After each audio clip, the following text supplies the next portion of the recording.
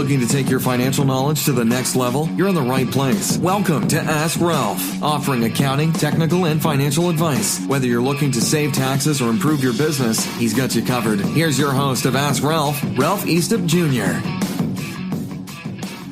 Welcome back to the Ask Ralph Show. I'm going to take a little bit of a divergence away from the topics we usually talk about, and I want to talk about an article that ran on the Motley Fool. And I'll tell you what, this is an excellent website. They do a great job of putting together articles that are useful for people to look.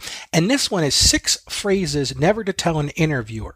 And this was posted by a company called Glassdoor. Now, I don't know exactly who Glassdoor is, but I wanted to give them, their proper introduction here. Now, so obviously, most employers would say, hey, if you're using profanity or showing up late, that's grounds for instant disqualification in an interview. But the truth is there are more subtle ways to raise a red flag in a hiring manager's mind.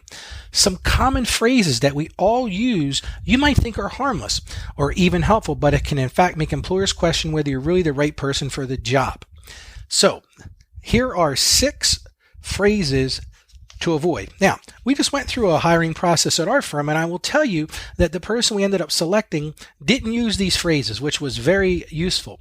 But let's start and just talk about these. So the first one is, I couldn't stand my last company. You heard me right. So the interviewer says, asks you a question about your last company, and your response is, I couldn't stand my last company.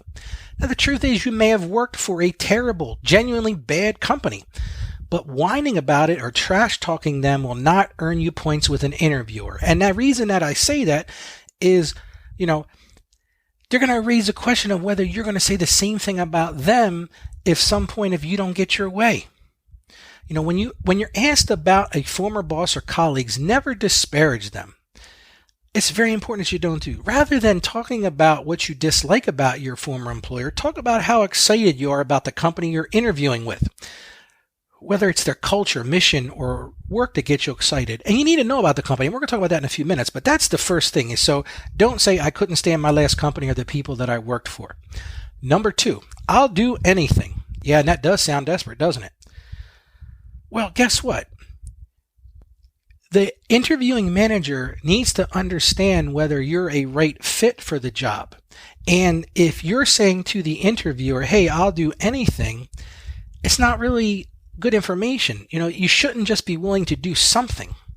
You should be knowledgeable and passionate about what you do. Now, one of the things you could say is tell your interviewer that you are most comfortable doing or what your background is in, or even things you haven't done before but are interested in doing.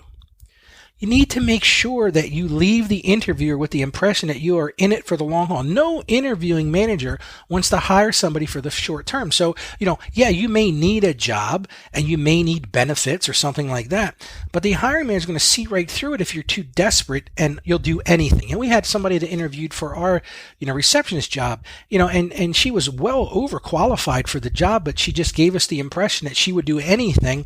And we said, this isn't going to last. Okay, number 3, and I've heard this one so many times when I do interviews.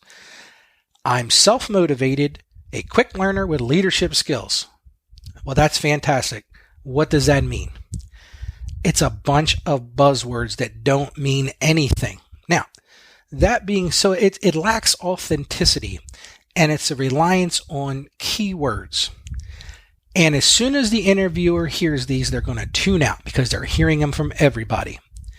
If you want to use a phrase like that, you'll have to elaborate. You want to give specific examples of problem solving, collaboration, managing conflict.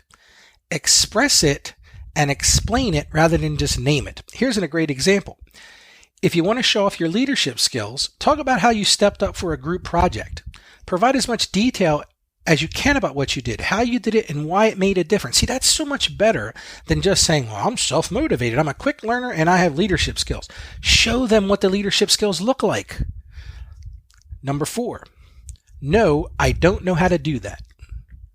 So in an interview, if an interviewer asks you about a particular task, and it's okay, they won't expect you to know everything.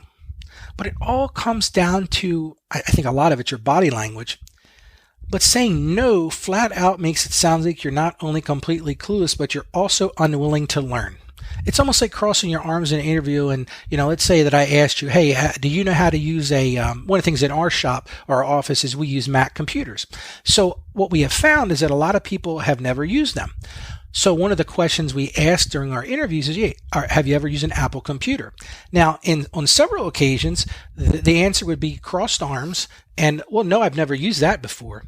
And I'm sorry, to me, that just seems very, very negative.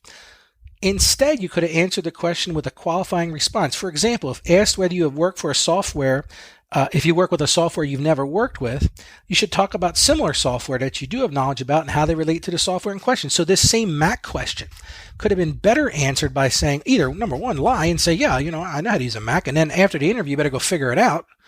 Or secondarily say, you know what, I was really quick to pick up the PC and I'm confident I'll be quick to pick up the Mac. And I'm willing to invest the time in doing that.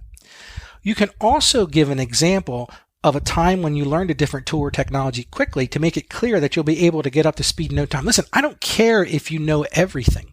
I just want to know, are you a person that's willing to learn? Are you a person that has the aptitude to learn? And are you going to have a motivation to learn? So let's move on to number 5. So what exactly does your company do? And this question drives me crazy. You get to that part of the interview where the interviewer asks, do you have any questions about us? And then the candidate says, well, what exactly does your company do? I want to throw them out at that point. I have nothing else to say to this person. It's a dead giveaway that you have invested no time in my company. You haven't learned about it. One of the things that we did is when my secretary or my admin, was looking for somebody new, we actually said to them, hey, we want you to go out and take a look at our website and listen to our podcast. And then we want you to write or find an article that you think that people would be interested in listening to. It was amazing how many people showed up for the interviews and didn't even have those things. You got to do some research about the company and discover, what they do, understand their target audience. You might want to come up with a question, that says, hey, I noticed on your website that you target a specific market. Have you considered getting into other markets? See, then it's going to tell them that, you may not know a lot about their business, but you've at least taken the time to go learn about it. And the final one, I want a job that pays $1 million. They say in this article, pays X. And that's the thing, bringing up salary details or perks you want unprompted to be at the early edge of an interview is presumptuous. I don't care who you are. It just does. It gives the impression you are, this is what you're going to want. And if you don't get it, too bad. Whereas, I would say play it safe. Give the impression you're flexible on compensation rather than making demands. But all of this, if they say to you, hey, well, what is your salary expectation? I've had people come in and me, I don't know, what's the job pay? You need to know what you are worth. One of the things that they mention here is Glassdoor's Know Your Worth calculator, where you can go look at a particular industry and find out, based on your experience, what that particular job pays. Like for example, we were looking for a receptionist and we had somebody say, well, I want $20 an hour. I said, there's the door. That's not what we're willing to pay because they had done no research. So in the interview process, keep these things, 6 things in mind, and I think they'll be hugely helpful to you. You've been listening to Ask Ralph, brought to you by Saggio Accounting Plus. Please subscribe to and rate our podcast on Apple Podcasts or wherever you get your podcasts, and leave us a rating and review. Our podcast is produced by Carolyn Peters. Thank you for listening, and be sure to like us on Facebook and follow us on Twitter at Ask Ralph Media. You can also hear me each week on 1450 WILM and on 1410 WDOV in Delaware and on the iHeartRadio app. Submit your questions or ideas for future shows by sending an email to AskRalph@AskRalph.com.